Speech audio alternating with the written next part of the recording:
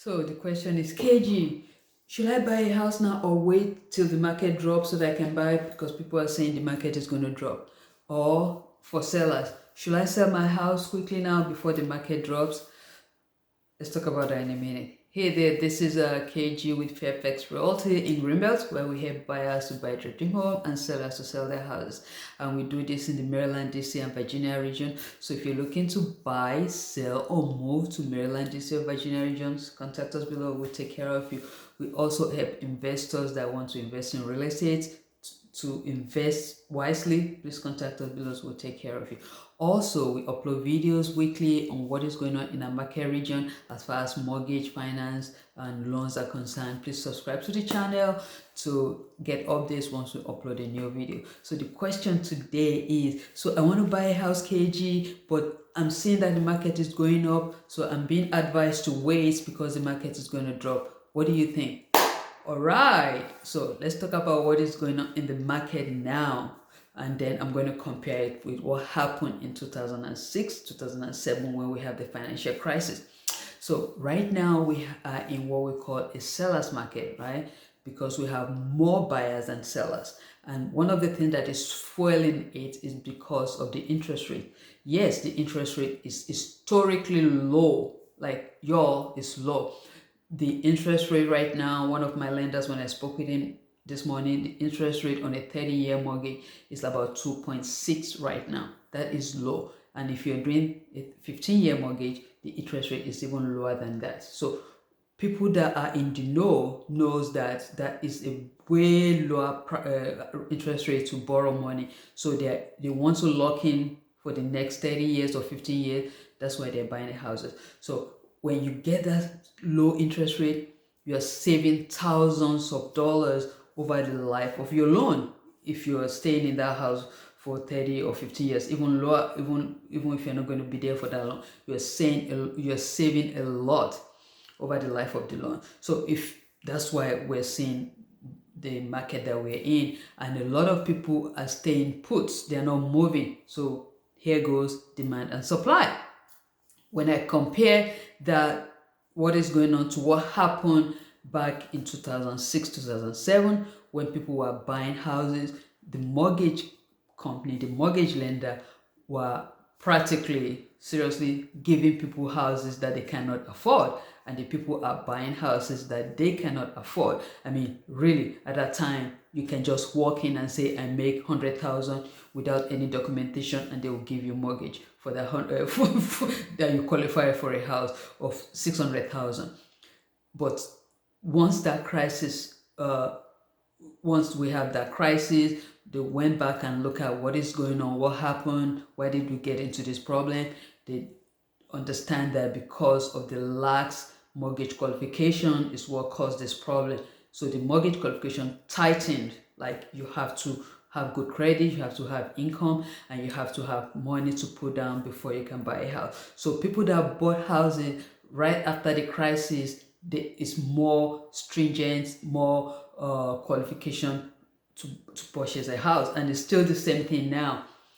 So that is why we're not thinking we're going to see what happened at that time to happen now.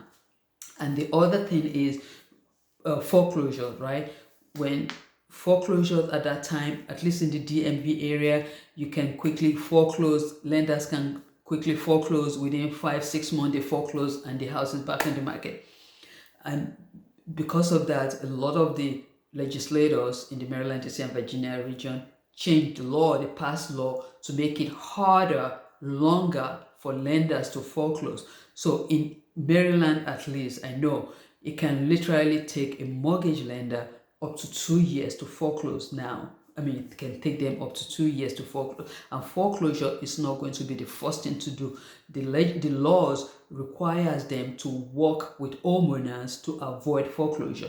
If they need to reduce the interest rates, if they need to extend the life of the loan, if they need to do loan modification, they want to work with homeowners to avoid foreclosure. So that tells us that instead of us seeing a lot of foreclosures in the market, we're going to see very, very little foreclosures in the market. And when you combine that with the no eviction, no moratorium on foreclosures and eviction that the federal government have right now, you know we're not going to see market drop anytime soon, right? That is what is up. So as a buyer, if you're looking and waiting for the market to drop, I'm sorry to tell you, it doesn't appear that it's going to happen. Listen, I have buyers that were supposed to buy in 2019 and they were thinking the market is going to drop in 2020, I'm just going to wait. But guess what? The house that we were supposed to buy in 2019 for 300 now is 350 in 2020. I don't know how much it's going to be in 2021. That is what is going on.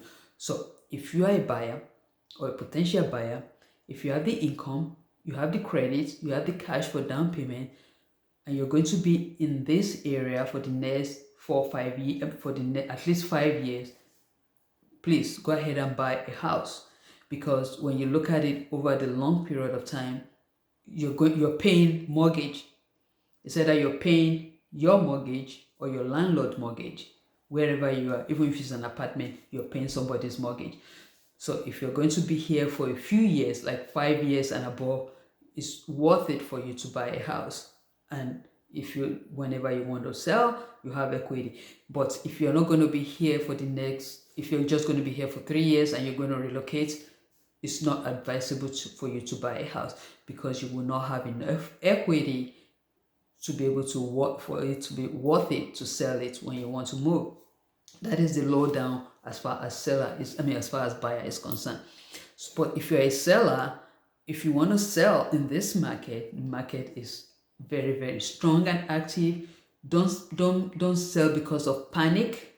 If you want to upgrade, it's a good time to upgrade. You get the maximum for your house, but then if you're going to be in this area, you're going to pay top dollar for your upgrade. Or if you want to downgrade, then you get money from your equity and downgrade to a lower house. Like I said, do not sell out of panic.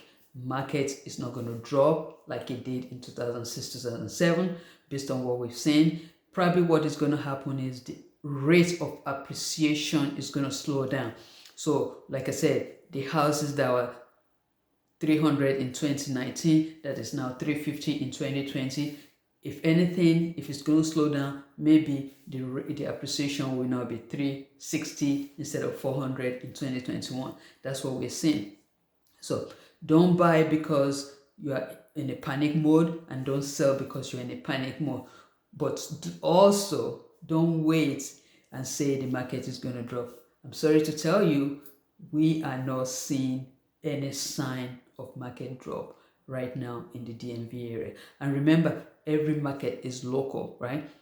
Maryland, DC, and Virginia have a strong job base. We have tech company, we have IT, we have retail, we have healthcare in this region, and they have their jobs, right? And that's why we're not seeing that the market is going to drop here in the Maryland, DC, and Virginia region. Like I said, if you're looking to buy, sell, or move to Maryland, DC, and Virginia region, contact us below. We'll take care of you. And don't forget, subscribe to the channel so you get updates once we upload a new video. Ciao.